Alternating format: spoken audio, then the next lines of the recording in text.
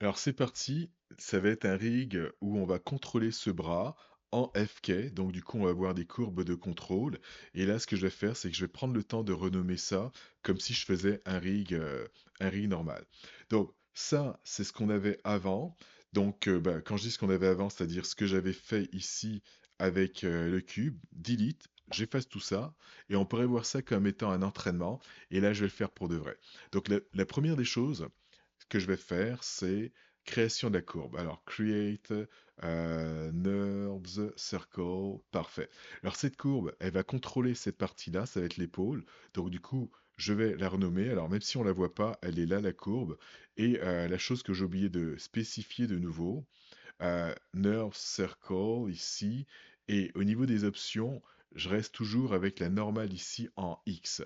D'accord? Donc, vous pouvez commencer par faire un reset et vous assurer de changer juste ça. Donc là, c'est beau. Alors, cette courbe, on va la renommer. Donc moi, ce que je veux, c'est qu'elle contrôle l'épaule. Alors, je vais appeler ça shoulder. Alors là, c'est l'épaule gauche.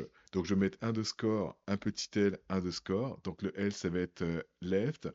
Et ensuite, à la fin, je vais mettre CRV. Et le CRV me permettra de savoir que c'est une courbe. Donc là, c'est fait pour ça. Alors là, je vais faire un frame all en appuyant sur la touche F sur cette courbe. Ensuite, par-dessus cette courbe, j'ai besoin d'avoir un groupe. CTRL G. Alors ce groupe, on va le renommer. Et le nom que je vais lui donner, ça va être exactement le même nom que la courbe, sauf que je vais rajouter GR à la fin. Comme ça, je vais savoir que c'est le groupe qui est au-dessus de cette courbe-là. Alors, je pourrais même remplacer mon CRV par GR, tout simplement. Comme ça, on va avoir quelque chose qui va être plus court. Et ça, comme on le sait, je vais avoir besoin de ça plusieurs fois. Donc, pour l'épaule ainsi que le poignet. Donc là, je prends ça, CTRL D, CTRL D. Donc là, j'en ai fait deux copies. Par contre, les copies, on va les renommer adéquatement. Donc mon shoulder, je vais le remplacer par elbow. Alors modify, search and replace name. Et là, non, c'est pas ça. Modify, search and replace name ici. Parfait.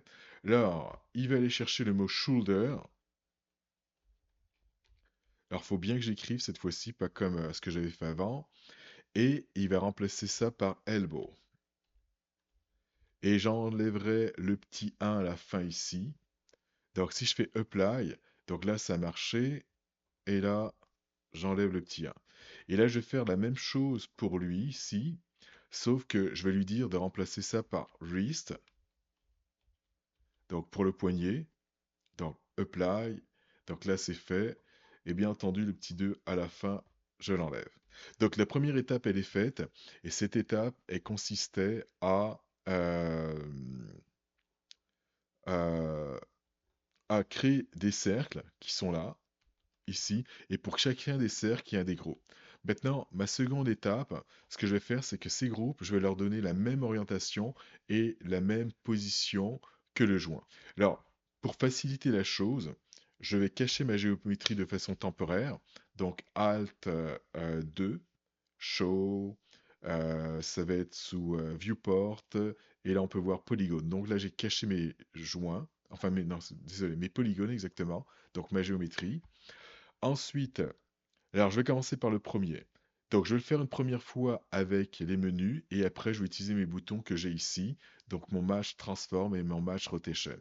Donc le groupe Shoulder, je veux qu'il aille sur ce joint-là, et là, Modify, Match,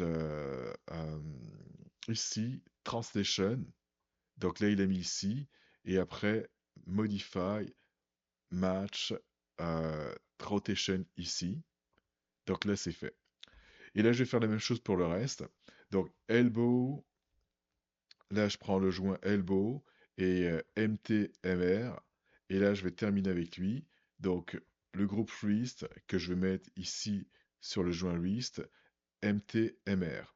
Alors là en ce moment tout est petit. Alors ce que je vais faire, alors je ne vais même pas me casser la tête à essayer de sélectionner les courbes qui sont là. Je vais le faire dans mon outliner, ici. Donc là elles sont sélectionnées. Et là je vais pouvoir aller dans mon scale. Donc scale ici. Et les agrandir. Alors là ça va être intéressant d'afficher les géométries. Donc parfait. Et comme ça, je vais pouvoir ajuster la taille de mes cercles en fonction de la géométrie. Donc là, j'en ai un, lui, ça pourrait être bon. Alors si jamais je veux lui donner une forme ovale aussi, ça peut se faire. Alors, ce qu'on ne fera pas, on ne déplacera pas le cercle, parce que sinon, son pivot, il va plus se retrouver exactement au même endroit que le joint. Alors ça ici, je pourrais décider d'avoir ça un peu plus petit. Donc là, undo. Et là, je vais m'assurer de prendre les trois axes en même temps. Parfait. Et lui, pareil, un peu plus petit. Alors, vous avez vu comment travailler avec des courbes, donc vous avez vu qu'on peut changer la couleur des courbes, etc. Alors moi, je vais au moins changer l'épaisseur, parce que bon, j'aime ça quand c'est bien visible. Donc ça ici, et ça ici. Alors pour la couleur, c'est au même endroit. Là, je suis sur la shape.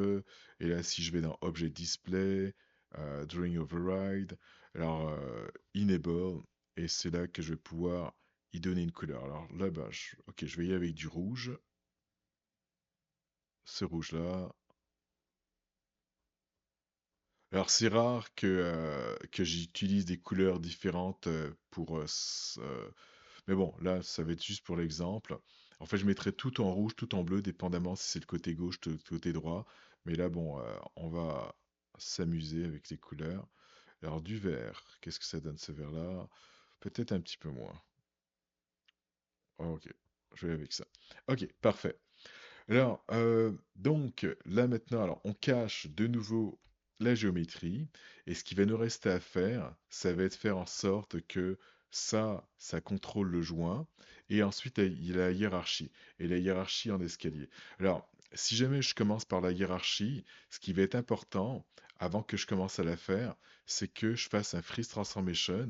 Donc, je vais prendre toutes mes courbes, comme on peut le voir ici, donc on peut voir courbe, courbe, courbe, et FT pour Freeze Transformation ou Modify Freeze Transformation. Donc là, c'est fait. Ensuite, une fois que c'est fait, alors cette hiérarchie, en gros, si je prends ça ici, alors là, le joint, il va pas suivre, c'est normal. Donc je tourne, ok, ça tourne, parfait. Maintenant, moi, j'aimerais entraîner ça ici, d'accord? Et ça ici, c'est sous le groupe Elbow. Donc, qu'est-ce que je vais faire? Je vais prendre le groupe Elbow, et lui, je vais le glisser avec le bouton du milieu sous Shoulder. Et là, ce qui va se passer, c'est que maintenant, quand je vais prendre la courbe ici Shoulder, ben, elle va entraîner le groupe qui, lui, va entraîner la courbe qui est là, c'est-à-dire Elbow. Alors, on essaye ça. Et là, on peut voir que ça suit. Parfait, c'est ce que je veux. Et là, je vais faire la même chose avec cette partie-là.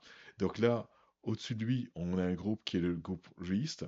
Et lui, ben, j'aimerais qu'il se fasse contrôler par la courbe Elbow qui est là. Donc là, je viens de faire ma hiérarchie, alors je peux l'essayer. Ça, ça fonctionne. Alors là, je vais faire des undo. Tac, tac, tac, tac. Et là, maintenant, il va me rester à faire les contraintes d'orientation. Donc ça, j'aimerais que ça contrôle le joint qui est là. Donc là, j'ai pris la courbe, ensuite le joint, constraint, oriente.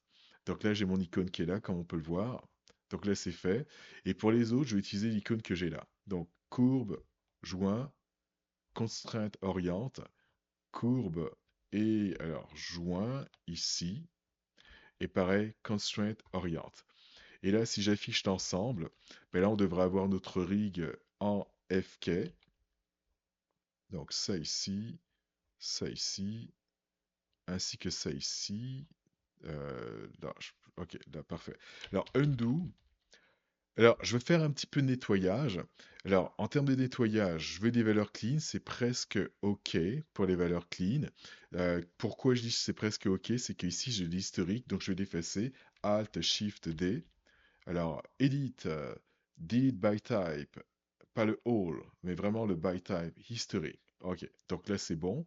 Donc là, j'ai plus d'historique. Ensuite, ces courbes, elles vont me servir uniquement à la rotation. Donc, du coup, je vais prendre les trois courbes encore. Donc je peux valider ici dans mon outliner.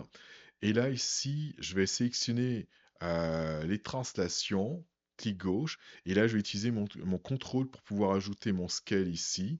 Donc avec le clic gauche. Et là, bouton droit. Et là, je vais faire Lock and Hide Selected. Donc là, c'est fait. Donc on a presque un rig fini par rapport à ça. Et ce qui va nous rester, ça va être le côté organisation. Et en termes d'organisation, ça va être ma partie rig. Ça va être mes joints. Ils vont être sous ça. Donc, enfin, quand je dis sous ça, c'est que je vais me créer un nouveau groupe, CTRL G. Et ce groupe, je vais l'appeler groupe Skeleton. Alors, joint ou déforme. Alors déforme, ça va être intéressant dans la mesure où ce sont les joints qui, eux, déforment finalement ma géométrie. Donc là, donc ça c'est mon rig FK. Alors je pourrais faire un groupe par-dessus, alors CTRL G et appeler ça rig FK. Donc ça va être juste à titre d'organisation. Et quand on a un personnage entier, ben on a vraiment beaucoup plus de nodes. Et donc l'organisation va être un peu différente. À la toute fin, ce qu'on devra avoir, c'est qu'un seul groupe. Et sous ce groupe-là, ben, qu'on ait en fait un personnage correspond à un groupe. Donc, et donc on ait tout ça, cette hiérarchie-là, comme on peut le voir ici.